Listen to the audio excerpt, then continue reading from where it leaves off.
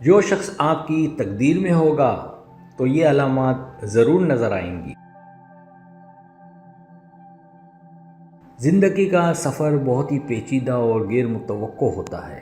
ہر شخص اپنی منزل تک پہنچنے کے لیے اپنی تقدیر کا سامنا کرتا ہے، لیکن ہر شخص کی تقدیر الگ ہوتی ہے۔ تقدیر کو سمجھنے کا ایک طریقہ یہ ہے کہ ہم اپنی محنت اور منزلوں پر توجہ مرکوز کریں، اور جو چیز اپنی زندگی میں آنی ہوتی ہے وہ آپ کے جسم اور روح میں ایک خاص اشارے کے ذریعے آپ تک پہنچتی ہے۔ پہلی علامت تقدیر اور محنت۔ تقدیر کا ایک پہلو یہ کہ زندگی میں بہت سی چیزیں ایسی ہوتی ہیں جو ہمارے کنٹرول میں نہیں ہوتی، مثلاً آپ کی پیدائش، آپ کا خاندان یا کچھ شخصی خصوصیات جو آپ کی مرضی سے نہیں بدل سکتے۔ تاہم ان سب کے باوجود آپ اپنی محنت اور عزم سے اپنی تقدیر کو بدل سکتے ہیں۔ اگر آپ خود پر اعتماد رکھتے ہوئے محنت جاری رکھیں اور ہر مشکل کو سیکھنے کا ایک موقع سمجھ کر اس کا سامنا کریں تو تقدیر آپ کی مدد کرے گی اور آپ کو کامیابی کی راہ پر گامزن کرے گی۔ دوسری علامت صبر اور وقت کی اہمیت۔ زندگی میں سب کچھ فوراً نہیں ملتا، کچھ چیزیں فوراً ملتی ہیں اور کچھ کے لیے وقت درکار ہوتا ہے۔ آپ کو صبر سے کام لینا ضروری ہے۔ آپ جو چاہ رہے ہیں وہ اگر آپ کی تقدیر میں ہے تو اس کے لیے آپ کو وقت کا انتظار کرنا پڑے گا۔ زندگی میں بہت بار انسان کو مشکلات کا سامنا کرنا پڑتا ہے اور پھر اس کی تقدیر کے دروازے کھلتے ہیں۔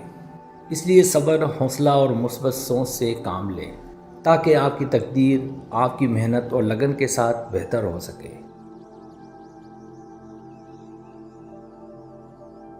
تیسری علامت اور اشارے۔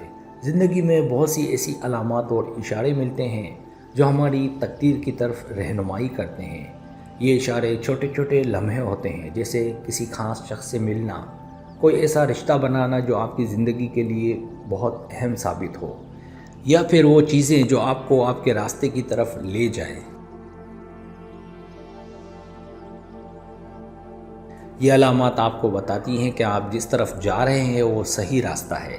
اگر آپ ان اشاروں کو سمجھ پائیں اور ان کی طرف توجہ دیں تو آپ کو اپنی تقدیر کی حقیقت جلدی نظر آئے گی۔ چوتھی علامت تقدیر کا بدلنا۔ اگر آپ اپنی تقدیر سے خوش نہیں ہیں تو یہ ضروری نہیں کہ آپ ہمیشہ کے لیے اس کا سامنا کریں۔ آپ اپنی محنت، فیصلوں اور صحیح لوگوں کے ساتھ اپنی تقدیر کو بہتر بنا سکتے ہیں۔ زندگی میں آپ کے فیصلے بہت اہمیت رکھتے ہیں۔ آپ جس سمت میں اپنی محنت اور جذبے کے ساتھ قدم بڑھائیں گے وہ آپ کی تقدیر کو بدل سکتا ہے۔